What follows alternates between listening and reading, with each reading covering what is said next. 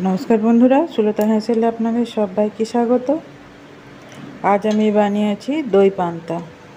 দেখুন কত সুন্দর হয়েছে আর কতটা লোভনীয় হয়েছে। চলুন তাহলে দই পান্তায় আমি কি চাখনা হিসাবে বানাই সেটাও দেখাই, আর দই পান্তাটা কীভাবে বানিয়েছি সেটাও আপনাদের দেখাই। আর আমার এই রেসিপিটি আপনাদের যদি ভালো লাগে লাইক আর সাবস্ক্রাইব করতে ভুলবেন না যেন। আর এই প্রচণ্ড গরম পড়েছে, এই প্রচণ্ড গরমে দই পান্তা খেতে খুবই ভালো লাগে। আর দই পান্তা খেলে শরীরটাও ঠান্ডা থাকে। আর দই পান্তাতে মেনুতে আজ কী আছে দেখুন। ঝিঙের বড়া আছে, বড়ি ভাজা আছে, আর ঝাল ঝাল ভাজা লঙ্কা দিয়ে পেঁয়াজ ভাজা দিয়ে আলু মাখা আছে।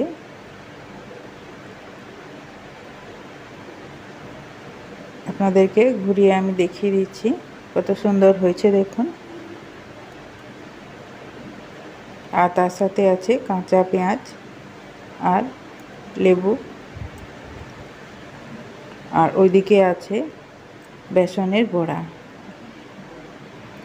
সবগুলোই কিন্তু এই পান্তা ভাতের সাথে আদর্শ খাবার। এখানে আমি পান্তা ভাত নয়, আমি গরম ভাত দিয়েই দই পান্তা বানাবো। তাই এখানে দুটো আলু নিয়ে নিয়েছি, আলুটাকে ফেড়ে নিয়েছি। আর এই যে চাল নিয়ে নিয়েছি, এখানে আমি একজনের মতন নিয়েছি। দিয়ে এটা থেকে আমি একটু ভাত রান্না করে নেব আর আলুগুলোও সেদ্ধ করে নেব। এটা ঢাকা দিয়ে দিলাম, ভাতটা ততক্ষণ হতে থাক। এদিকে আমি পেঁয়াজটা কুচিয়ে নিয়েছি, আর এদিকে দেখুন ভাতটা হয়ে গেছে। আমি ভাতটা ঢেলে ঠান্ডা করে নেব প্রথমে। তাই একটা বড় ছড়ানো পাত্রে আমি ভাতটা ঢেলে নিলাম। দিয়ে এটাকে এরপর মেরে দিচ্ছি যাতে তাড়াতাড়ি ঠান্ডা হয়ে যায়। আর আলুগুলোও একটু ঠান্ডা করে নেব, তবে মাখতে সুবিধা হবে।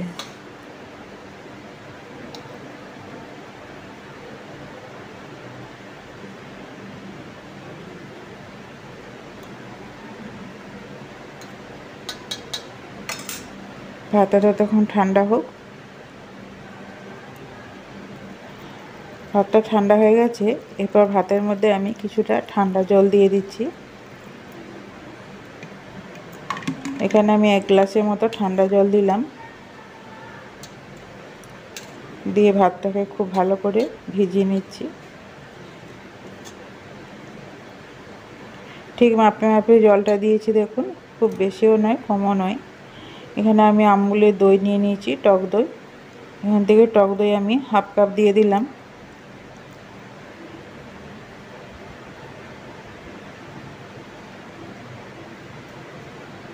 আর দিয়ে দেব নুন, ছোট চামচের 1 চামচ। দিয়ে ভালো করে মিশিয়ে নেব ভাতের সাথে, দই, নুন আর এই ভাত।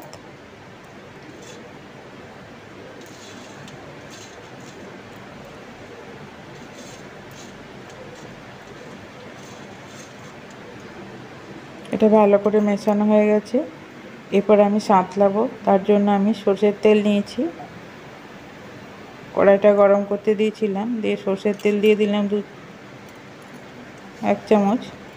এরপর 1 চামচ সরষে দিয়ে দিচ্ছি, আর দিয়ে দিচ্ছি 2টো শুকনো লঙ্কা আর একটা তেজপাতা।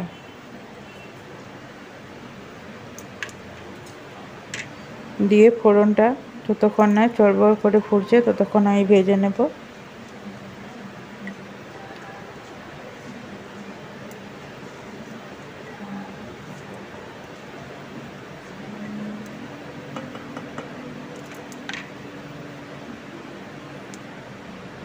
ফোড়নটা আমার হয়ে গেছে সাতলানো। এবার আমি তেলটা দিয়ে দিলাম পান্তা ভাতের মধ্যে, দিয়ে ভালো করে মিশিয়ে নিচ্ছি। ভাতটা আমার রেডি হয়ে গেছে।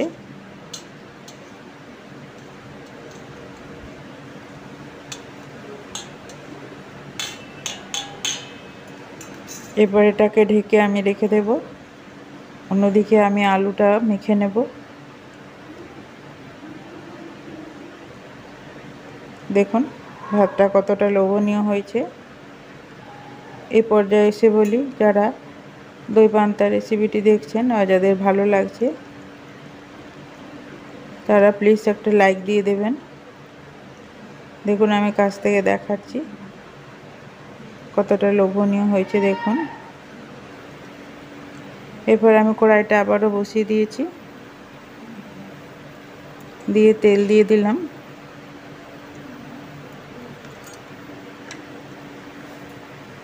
দু চামচ সর্ষের তেল দিলাম।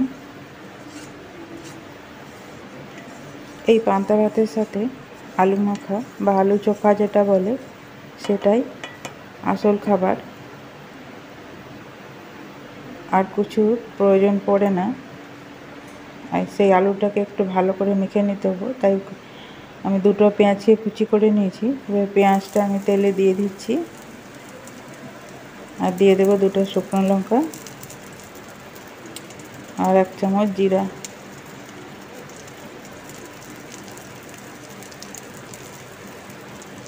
দিয়ে এটা একটু ভালো করে ভেজে নেব।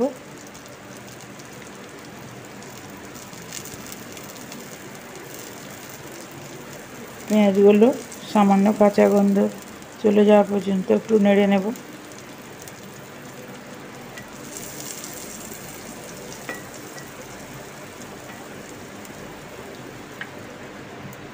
এদিকে আলুটা আমি ম্যাশ করে রেখেছি দেখুন।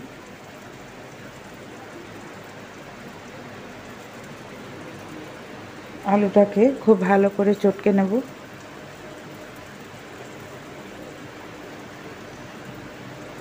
এরপর আলুর মধ্যে নুন দিয়ে দিচ্ছি।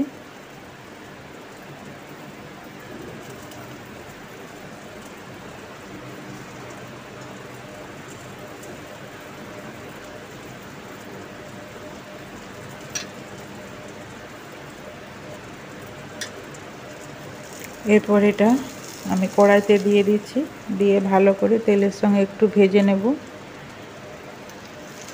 এইভাবে আলু আলু মাখা বানালে দেখবেন খেতে খুব ভালো হয় আর একটু অন্যরকমও হয়।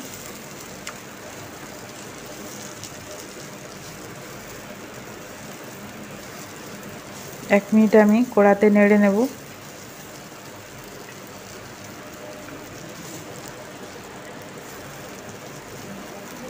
দেখুন একদম শুকনো হয়ে গেছে।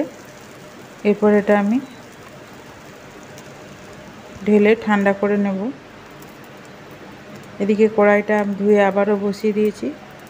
এরপর আবারও আমি সর্ষের তেল দিয়ে দিলাম। এরপর আমি বড়িগুলো ভেজে নেব।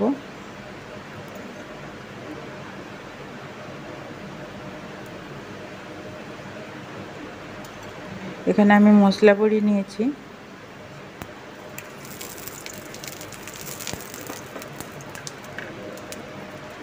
এক মুঠো, এতে কালো জিরে দেওয়া আছে, পোস্ত দেওয়া আছে।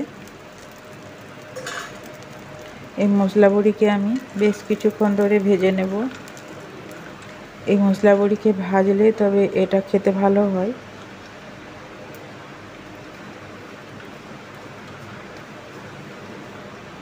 যেসব নতুন বন্ধুরা আমার এই রেসিপিটি দেখছেন তাদের যদি ভালো লাগে প্লিজ সাবস্ক্রাইব করে পাশে থেকে যেতে পারেন।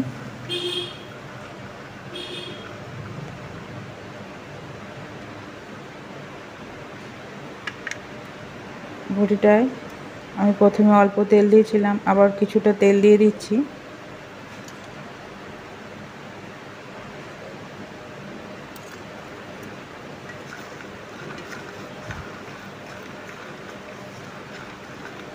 দিয়ে এটাকে ভালো করে একটু মাখিয়ে 1 গ্লাস জল দিয়ে দেব যাতে এটা নরম হয়ে যায়। এই ধরনের বড়িগুলো একটু শক্ত হয়, আর এরকম জল দিয়ে সেদ্ধ করে নিলে খেতে খুব ভালো হয় আর শক্ত হবে না আর মাখতেও সুবিধা হয়। নরম হয়ে গেল। এরপর আমি এটাকে পেঁয়াজ দিয়ে চটকে নেব। এরপর বড়িগুলো ঠান্ডা হয়ে গেছে, আলুটাও ঠান্ডা হয়ে গেছে। এরপর আলু ভর্তাটাকে আলাদা করে মাখবো, আলুর ভর্তা, আর ওদিকে বড়িটাকেও আলাদা করে মেখে নেব।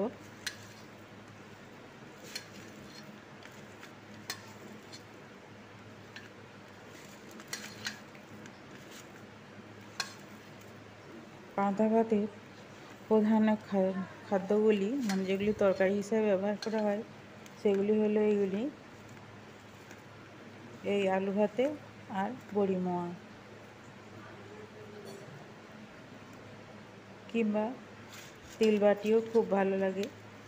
তিলবাটি আমি অন্যদিন দেখাবো।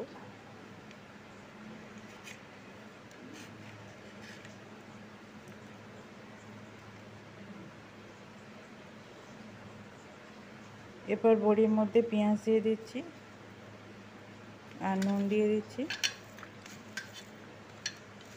দিয়ে খুব ভালো করে মেখে নেব। এদিকেও আমি কিছু ঝিঙের বড়া তৈরি করেছি। ঝিঙের বড়াগুলো হয়ে গেছে। এই ঝিঙের বড়া রেসিপিটি আমি অন্যদিন আপনাদের সঙ্গে শেয়ার করব। আর শুধু আমি বড়াগুলো দেখাচ্ছি, কারণ বড়াগুলো আমি পান্তা ভাতের সঙ্গে খাবো।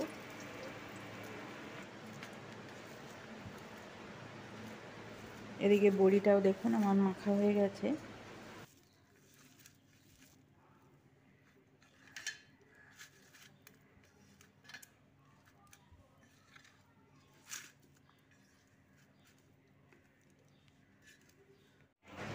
এখানে কয়েকটা পেঁয়াজ দিয়ে বেসনের বড়া করে নেব।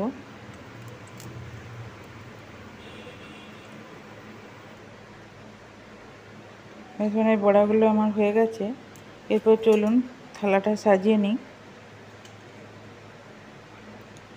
একটা বাটির মধ্যে আমি দই পান্তাটা দিলাম।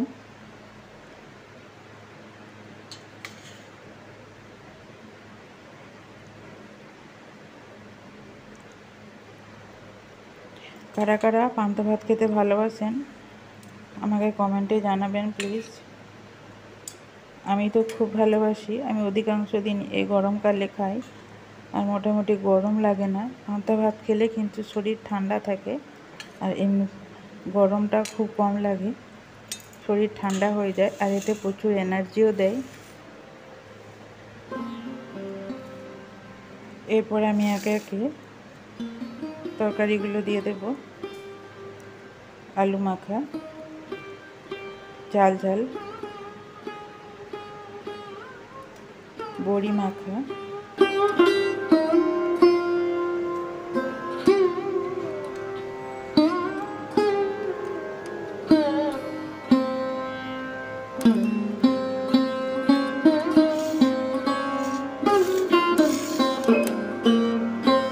ঝিঙের বড়া। এই ঝিঙের বড়াটা কীভাবে বানালাম সেটা আমি পরের দিন আপনাদের সঙ্গে শেয়ার করব।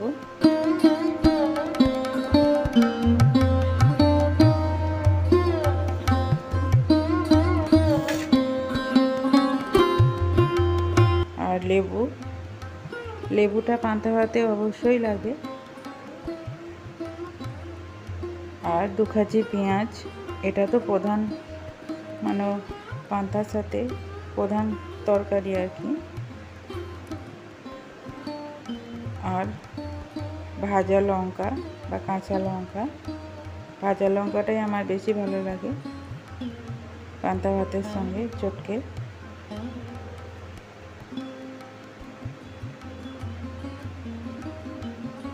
এরপর দিয়ে দিচ্ছি লেবুটা। দেখুন একটা মানুষের মুখ করে দিয়েছি, চোখ, ভুরু, নাক আর ঠোঁট। আমার আজকে পান্তা ভাতের থালি রেডি। আর বেসনের বড়া বা ফুলুরি যাই বলেন।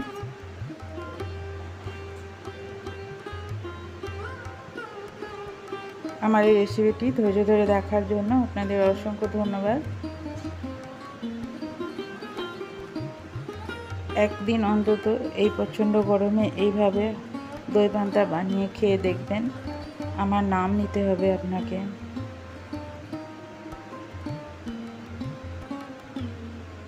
আমার এই রেসিপিটি ধৈর্য ধরে দেখার জন্য আপনাদের অসংখ্য ধন্যবাদ। আপনারা ভালো থাকবেন, এইভাবে আমার পাশে থাকবেন।